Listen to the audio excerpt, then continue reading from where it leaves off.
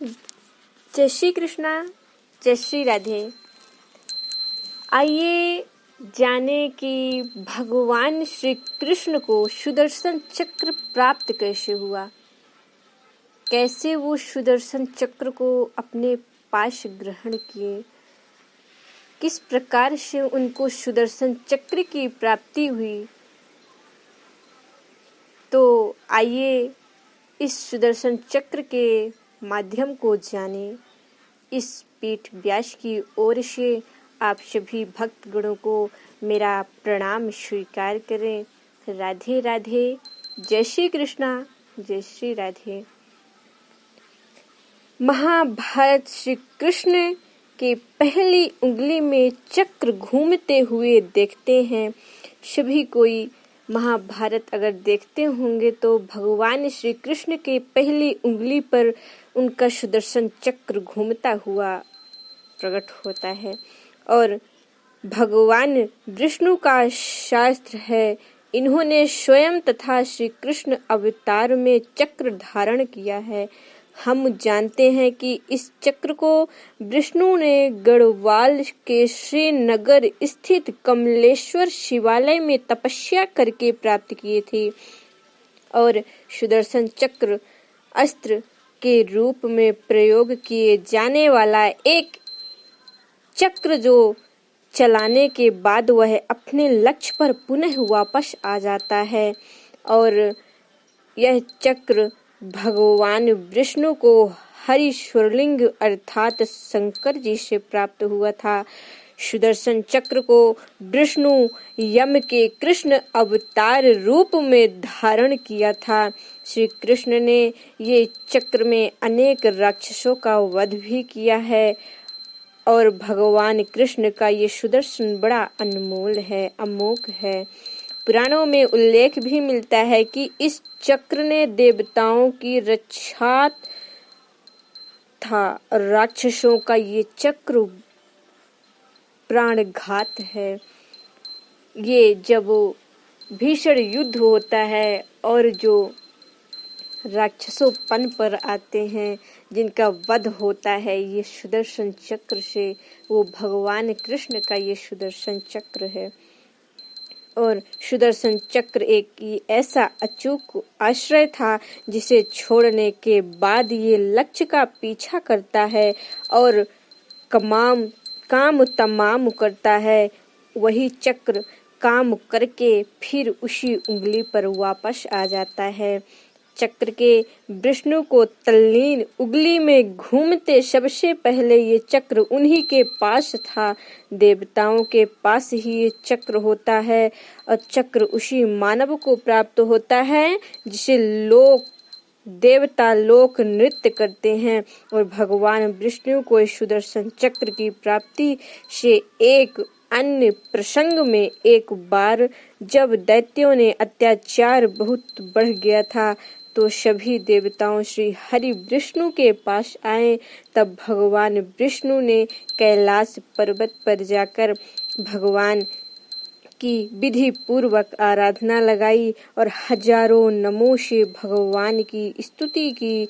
हजारों नामों से भगवान की स्तुति करने लगे। जो प्रत्येक नाम पर कमल पर एक पुष्प प्राप्त को चढ़ाते हैं। भगवान शंकर ने विष्णु की परीक्षा लेने के लिए उनके द्वारा लाए गए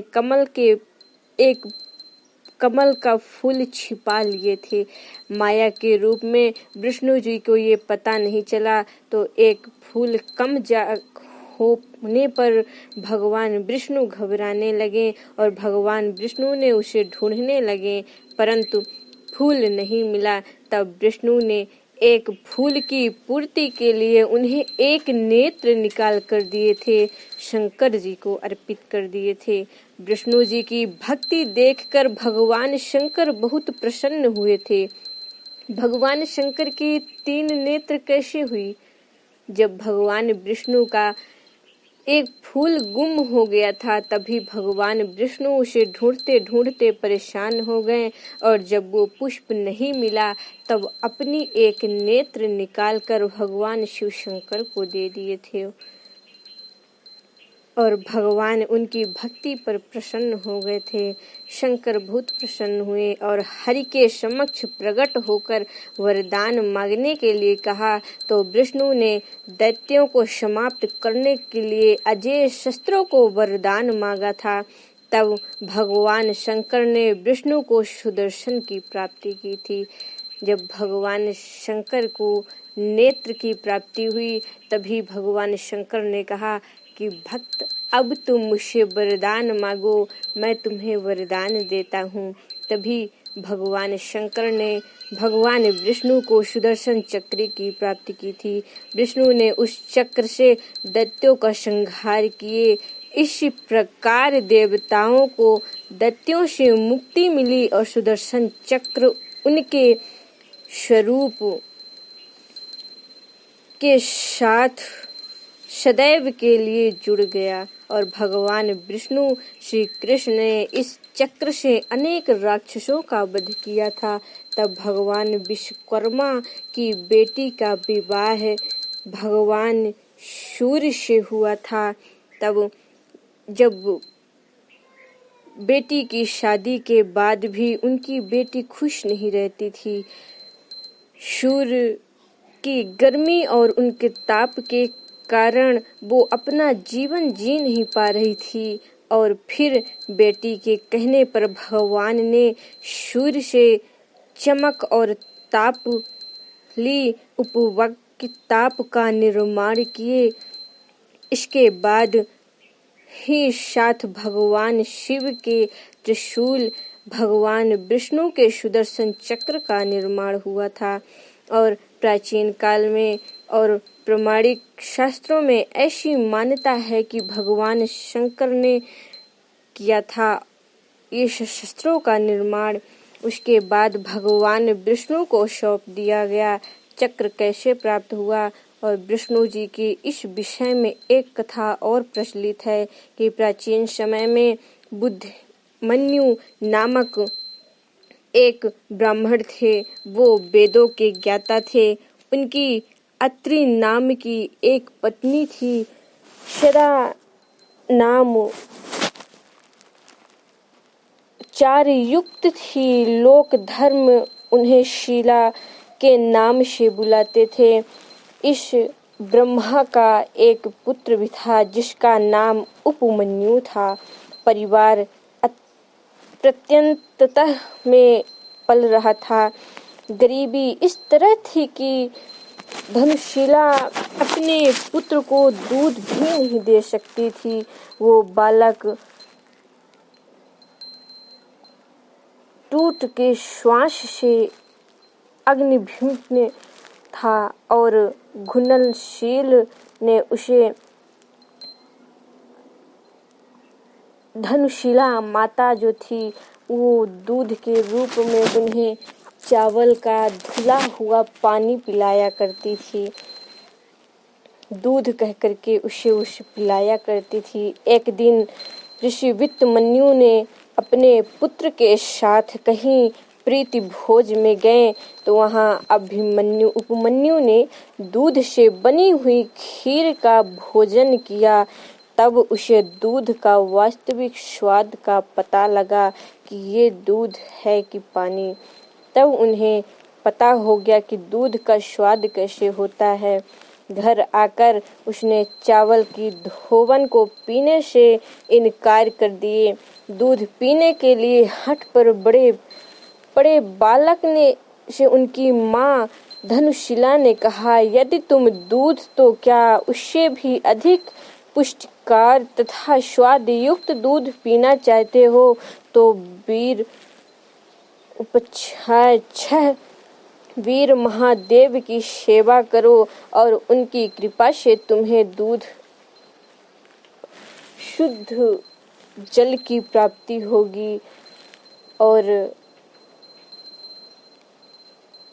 उपमन्यु ने अपनी माँ से पूछा कि माता, आप जिस वीर उपाच भगवान की सेवा पूजा करने के लिए बोल रही हो वो कौन है?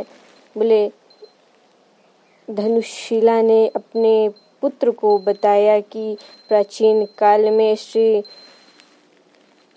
धामा नाम से विख्यात एक असुर राजा थे। उसने शौर संसार को अपने धीन करके लक्ष्मी को भी अपने वश में कर लिए थे। उसके यश और प्रताप से तीनों लोक श्रीहीन हो गए थे। उसका मान इतना बढ़ गया था कि वो भगवान विष्णु के श्री वत्स को ही छीन लेने की योजना बनाने लगा। तब उस महाबलीशाली असुर की एक दूषित मनोभावना को जानकर उसके मारने की इच्छा से वो महेश्वर शिव के पास गए। वे महेश्वर हिमालय की चोटी पर योग मंत्र थे। तब भगवान विष्णु जगन्नाथ के पास जाकर के 1000 वर्ष तक एक पैर के अंगूठे पर खड़े रह के परम ब्रह्म की उपासना की। तब भगवान विष्णु के इस प्रकार से कठोर साधना से प्रसन्न होकर भगवान शिव ने उन्हें सुदर्शन चक्र की प्राप्ति की थी और उन्होंने चक्र को देते हुए भगवान विष्णु से कहा कि ये देवेश, ये सुदर्शन नाम का श्रेष्ठ आयुध 12 अरोध 6 नाभियों 2 युगों से युक्त तीव्र गतिशील और समस्त आयोजक का नाश करने वाला है। सज्जनों की रक्षा करने के लिए इसकी अरों में देवताओं, ऋषियों, अग्नि, सोम, वरुण, मित्र, छिद्र, इंद्र देव, प्रजाति, धनु, हनुमान, विश्वदेव, धन्वंतरी, तप तथा चैत्र से लेकर 12 महीने प्रतिष्ठित हैं।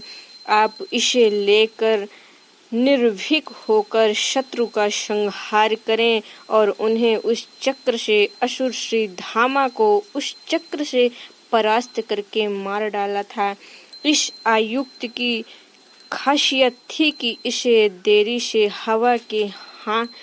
हवा से हाथ में घूमने पर ये हवा के प्रभाव से मिलकर प्रचंड श्रेगों से अग्नि प्रज्वलित कर दुश्मनों को भस्म कर देता था। नित्यंत तीव्रगामी संचालित होने वाला एक अस्त्र था भगवान कृष्ण के पास। ये देवी की कृपा से ये आया था चक्र, सुदर्शन चक्र। ये चांदी की शालाओं से निर्मित था। इसकी ऊपरी और निचली सतह में लौह सूर्य लगे हुए थे। इनके साथ ही अत्यंत विषैले किस्म के विष जैसे 2 मुखी पैनी सूर्यों में रखा था। इसका भी प्रयोग बहुत असुरों को संहार करने के लिए ही केवल दिया गया था। भगवान कृष्ण इस सुदर्शन चक्र का बहुत अच्छे से निर्माण किए, बहुत अच्छे से प्रयोग भी किए, जो असुर लोग